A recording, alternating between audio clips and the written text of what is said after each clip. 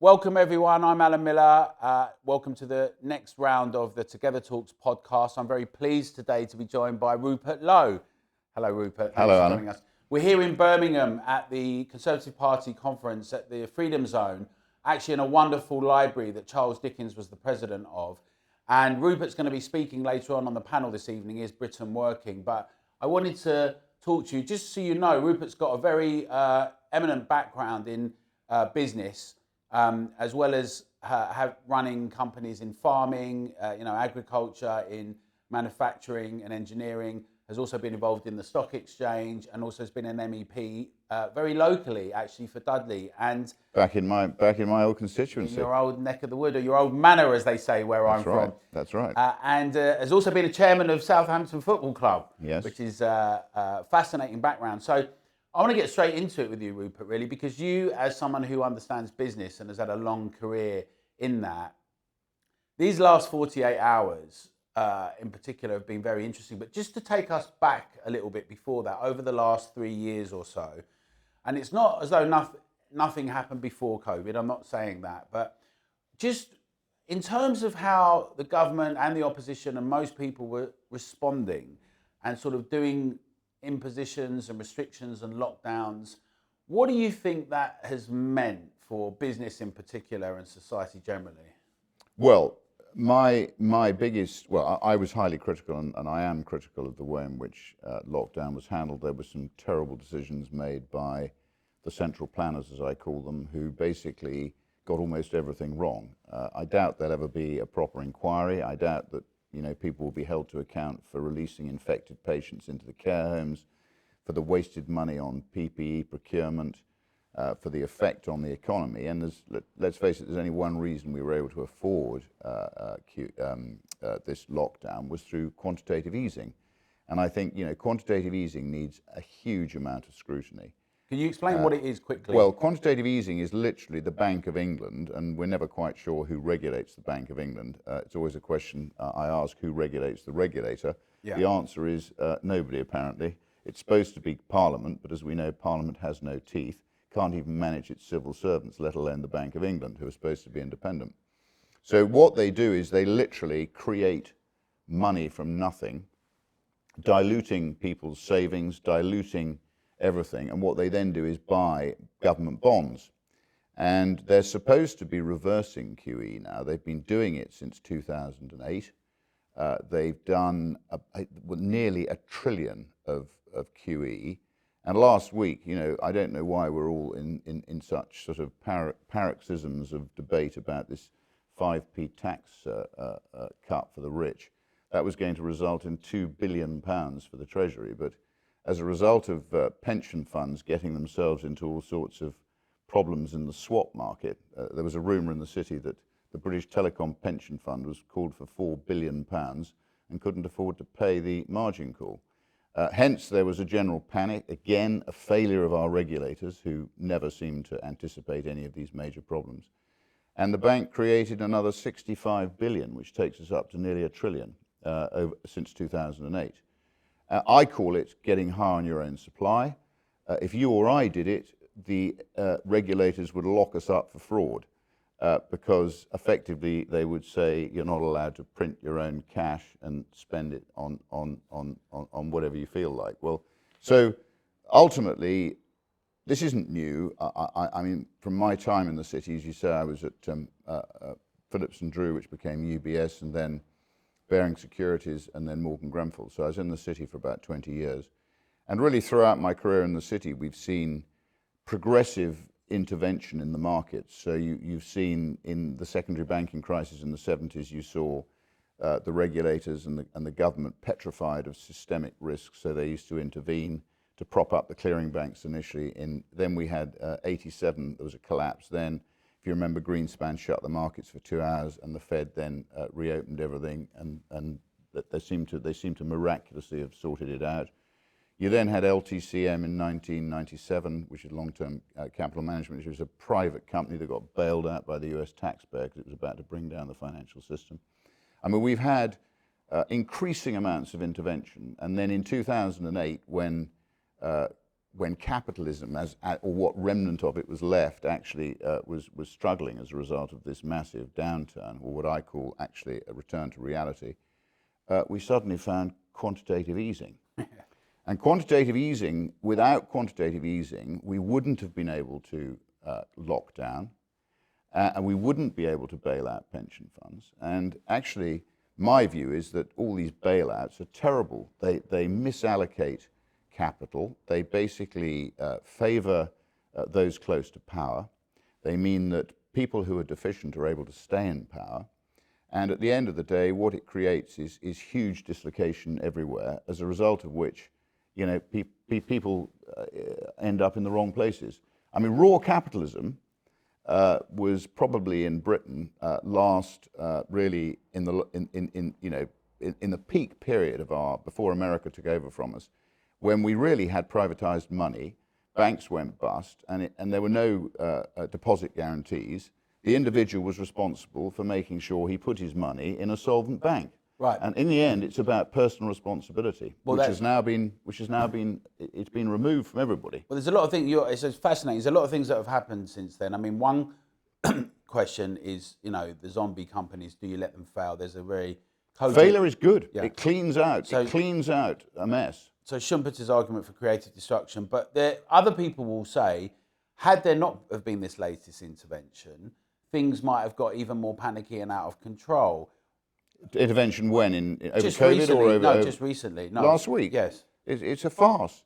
And again, anyone who thinks, and the Bank of England says they're going to unwind their gilt positions, well, let me tell you, with inflation running conservative, if you run a business that they say, you know, RPI is around 13%, CPI I think is around 11%.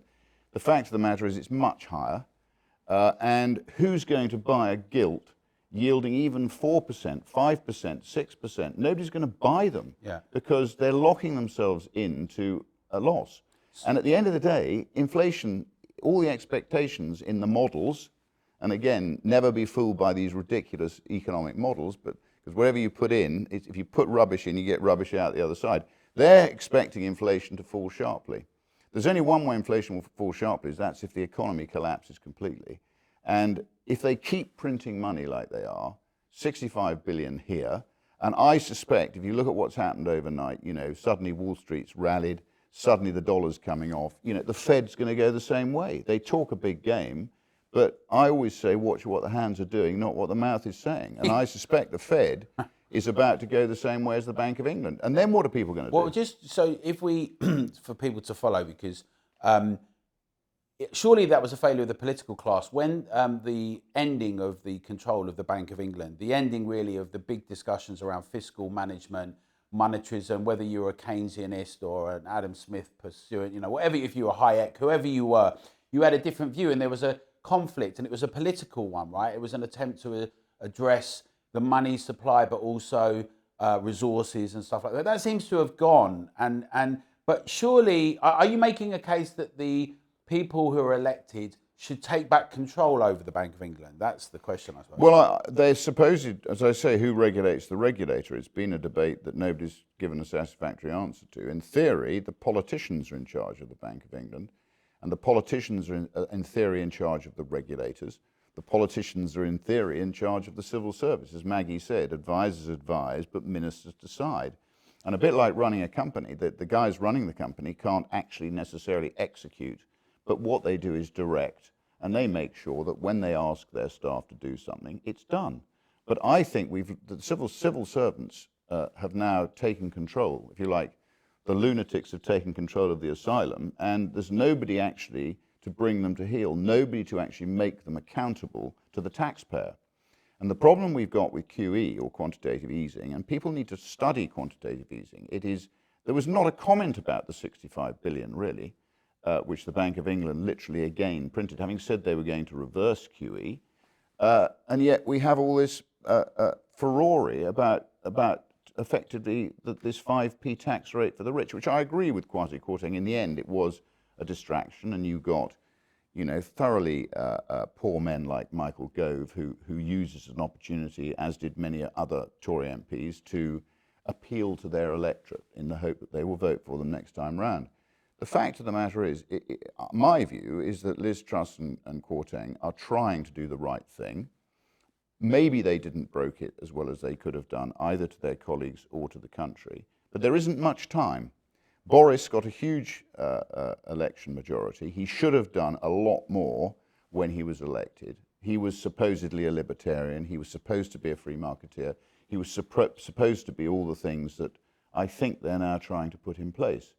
And if you look about, and what I'm going to be talking about, what Thatcher and Reagan did, they effectively, after many years of sclerotic socialism, they unleashed freedom and the individual. They cut regulation, they cut the size of the state, and we had uninterrupted prosperity for a long period of time. We also got humans interfacing with each other on the correct basis. So, it all worked pretty well. So that was done on the basis of winning hearts and minds, and whether one was a fan of the Thatcher-Reagan period of view or not, both sides, if you want to call them that of what used to be called the left and the centre and the right, that would involve the public, and they would win them over. So Maggie's very well known for the idea that you could own your own house and like personal responsibility, versus the idea of a bigger state and more welfare. It's individualism and freedom versus collectivism. Right. So, but that's ultimately the argument. It's striking today that the problem, it seems to me, is that, and it's a bit like with the lockdown regulations and MPs being whipped 5 minutes before things, not proper discussions, no cost-benefit analysis, that there isn't a proper discussion and debate. There was no attempt, it seems to me, you might agree with Liz Truss's and Kwarteng's proposals and then their policies, but they didn't seem to take out those arguments and win them over, either with the Conservative Party or the public. And it strikes me that that's what's missing somewhat. There's the debate with the public to engage them, because then U-turns are done because they haven't won that argument as well. I don't know what you think about that. Well, my view is that if they don't do something radical now, then the Tories are going to lose the next election anyway. So they haven't got much time, as I say. It's by no means certain that if they do unleash a supply-side revolution, and by the way, cutting taxes isn't enough. You've got to effectively cut regulation. You've got to slash the size of the state. You've got to destroy the quangos and all the other rubbish that goes with government now. And you've got to effectively return the power to those individuals that actually make decisions quickly, risk their own capital, as true entrepreneurs do, lubricate the financial system in such a way that if they're successful with their risk-taking, then they make lots of money. If they are unsuccessful, then they lose money. As we know from Stalinist communism, they all thought they could centrally plan, a proper factory here and a factory there and this here and that there. The central planners never get it right. The market gets it right, and the market is lubricated by entrepreneurs. They're the people who make it work. So Liz Truss, if the Tories are to have any chance, she's got to make this supply-side revolution work. She's got to follow Austrian school economic philosophy. She's got to encourage long-term investment. She's got to crush short-termism, and she must get rid of this dead weight that's crushing any form of economic spirit of the free market. So what you're really talking about is leadership, and it does seem, and this is important because a lot of the people that will be watching and that we have, there's been a big discussion, and you talked about globalists earlier, and we can come on to that as well. But this idea that their people are just, if not shills, they're just not very strong, and they're going along with this bigger plan just to implement things. My question to you about, because you talk about entrepreneurs as well, and I think there's been a similar evacuation of leadership from the old Jack Welches to having more focus groups and business consultants and not wanting to take decisions, is what's happened to leadership, right? Both political and in business and elsewhere. Well, I don't think it's I think it's personal responsibility that's gone. And I think Gordon Brown, Tony Blair, Gordon Brown, as you probably know, and I stood for the referendum party in '97 because they were going to give away the pound and join the euro. It was all the same arguments we had in 2016, really, about the EU. We would have ended up as a vassal state. We wouldn't have been able to leave. Jimmy Goldsmith spent 50 million, saved the pound. We ultimately then, I think, got a period of sort of reprieve. Nigel Farage picked up the mantle, kept it going. But Britain ultimately is a trading nation. It's not a continental power. It's not a Napoleonic power. Napoleon wanted to conquer the rest of Europe and take it over. The Kaiser wanted to do the same. We could have taken Europe over after Waterloo quite easily, but we don't want to control other people. We want to trade with them.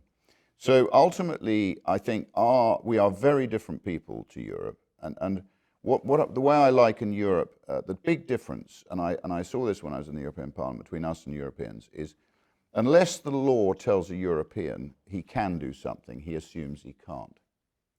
And an Anglo-Saxon will say that unless the law tells me I can't do something, I assume I can. And that is the essential difference between the two. Culturally, huge difference. So unless the law tells them they can, they assume they can't. Unless the law tells us we can't, we assume we can. That is a huge difference. And at the end of the day, I think where the only hope we've got now is to release the creativity of this country, of Great Britain, and assuming Scotland remains. I mean, Scotland's a banana republic now, as we know, funded by the English. But at the end of the day, assuming they stay with us, which is far from certain, there is a huge opportunity, I think, to rekindle all of the entrepreneurial spirit which built places like Birmingham originally. So you said, yeah, very important point. So you sound maybe to some people like you are actually a conservative, and you may or you may not be. But No, I've always been conservative, but I haven't, as I said, I stood for the referendum party in '97. The Tory party, in my view, I started to question it when they supported the Maastricht Treaty, which has more loose ends than a plate full of spaghetti. It was a complete farce, and they all voted on it. Very few of them had read it. Yeah. And then it got worse and worse until '97. So I am fundamentally, I'm pro-freedom and individualism, and I'm anti the state. Yes, and so thinking about the last 3 years... That doesn't mean I am a Tory, yeah, rather than a conservative, right. But at the end of the day, I'm primarily a believer in individual freedom. Got it. So in the last 3 years, we saw... That's why I hated the COVID lockdown. Yeah, a dereliction of duty for anyone that did believe in freedom in terms of the implementation of those things, and a suffocation of the idea of personal responsibility in many ways. Yeah. How much of a legacy do you think there is of that? And as we move forwards, to get the kind of things you'd like to see, so there's an entrepreneurial spirit, there's dynamic productivity, which very few people want to talk about, productivity, not tax cuts or redistribution. Productivity, very important. But how you have development and the harnessing of that. How much do you think we're in the world of limits, restrictions, whether it's sustainable development or limited growth, and how much do you think we could approach things with a dynamic sort of expansionist outlook in terms of wealth? Well, I think the disappointing thing is that the young people aren't more up in arms. I'm 64 years old, 65 later this month, so I'm a bit of a has-been in that respect. But during lockdown, you could see this battle between what I call, and I'm a tail-end baby boomer, but you've got these sort of mainstream baby boomers who've all made lots of money on the back of the post-war peace and all this systemic intervention and printing of money and everything else. They've all done incredibly well, and they've all got their very comfortable lifestyle. And the lockdown was basically your baby boomers shutting out the young, because COVID didn't kill the young. I mean, for me, locking down young people was a crime, and it was done by the older people who had the power. And what I was disappointed in is that young people didn't pick this up and actually stand up for themselves more. Well, I honestly don't know. If I'd been young, and they're our hope. They are the next generation. They are the people who've got the energy, they've got the brains, they've got the understanding of modern technology, they've got all of the armory which actually can break down this sclerotic wealth that's built up above them. And you see it happening. I mean, in my day, it was very difficult to set up a business in IT or something and end up, when was Apple founded? When was Microsoft founded? When was Amazon founded? There's been huge opportunity, and there remains huge opportunity for those people who are entrepreneurs. And I love creative destruction. Kodak used to be a great firm, but it went bust because it didn't move with the times. So what frightens me is that younger generation weren't more vocal. They queued up and had their jab when they didn't need it. I mean, again, probably better to avoid the dispute over the jab, the mRNA vaccine, or it's not a vaccine, it's gene therapy. Better to stay away from that debate, but they didn't need it. Yeah. You know, COVID doesn't kill the young. Yeah. And yet, this nonsense about, you know, transmission, about you need a jab to stop it transmitting. People transmit it whether they've had the jab or not. It's absolute poppycock. So I want to ask you, because we're going to go on stage in a minute, and we haven't got long here now, so it's like we're wrapping up a few minutes. But at our annual general meeting, our members and supporters voted on us creating a kind of council, almost like a shadow cabinet with different people. But if you were in a position to do one thing, to say to this conference that's been going on, this is the one thing that you need to focus on in this next period. If you were coming into a company and it was Britain PLC, what would you come in and do? Well, as I said to you, Liz Truss, she's trying to do the right thing. She shouldn't be resiling on what she's agreed to do. She should hold her corner. And she should carry on with these supply side reforms. She's got to then hold the civil service to account, reduce the size of the state, and return decision-making and wealth creation to the private sector. And if she does that, you know, she will, I think, she's got a chance.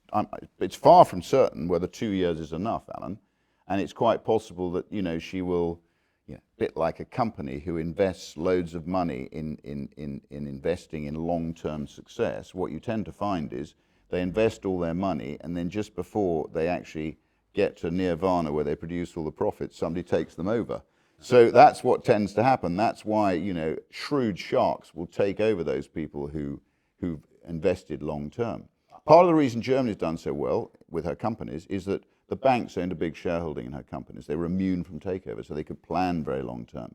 But we have a very open economy, and at the end of the day, so what we need is long-term investment, and we need decisions being made by entrepreneurs, not by people in Westminster who, frankly, as a result of Tony Blair and David Cameron's just as guilty, their selection policies, we've got some extremely low-grade people in Parliament. But haven't we and Parliament is supposed to be the head of the beast. Well, haven't we also, though, got heads of companies that think they're more like campaigners now than business people? People are scared to talk about profit. I think you've got to draw a distinction between private companies and public companies. Public companies are owned by this faceless group of pensioners who are often represented by a fund manager who's charging them a lot of money to manage their cash.